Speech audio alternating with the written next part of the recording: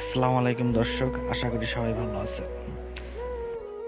দেখুন, এটি হচ্ছে আমাদের গ্রামের অন্যতম একটি রাস্তা, যার মাধ্যমে আমরা শহরে এবং হসপিটালে যেতে পারি। রাস্তাটির পুল বা কালভার্ট যেটিকে বলে গ্রামের ভাষায়, এর দুই পাশে অনেক গর্ত বা হয়ে গেছিল দুই পাশে। সেই গর্ত অনেক পরিমাণে গর্ত, রিক্সা বা কোনো কিছু, কোনো গাড়ি চলাচলের ক্ষেত্রে অনেক সমস্যা হতো।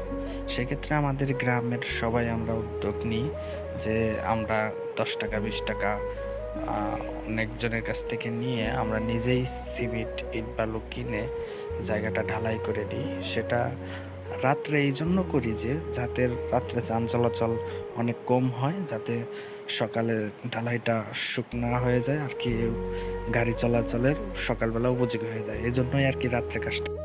আসলে রাস্তাটা সরকার করে দিছে ঠিকই, কিন্তু আমাদের উচিত রাস্তার ছোটোখাটো গর্ত এগুলো ভরাট করে নিজেরা চলা আর কি। এই যার যার জায়গা থেকে আমরা সবাই যদি এরকম উন্নয়নমূলক কাজ করি তাহলে দেশটা অনেক এগিয়ে যাবে। আসলে কাজটা করতে পেরে আমাদেরও অনেক ভালো লাগছে। দেখেন, আমাদের এখানে কিন্তু কোনো রাজমিস্ত্রি নেই, সবাই টুকটাক যাই জানে যে কিভাবে একটা ঢালাই করতে হয়, সে আন্দাজেই ইট বালু সিমেন্ট দিয়ে, যার মাধ্যমে আমরা এই কাজটি করি। এবং আমরা যে এই পাশে দুইটা এবং ওই পাশে দুইটা, দুই পুলের দুই পাশে অনেকখানি গর্ত হয়ে গেছে, রাস্তাঘাট জায়গায়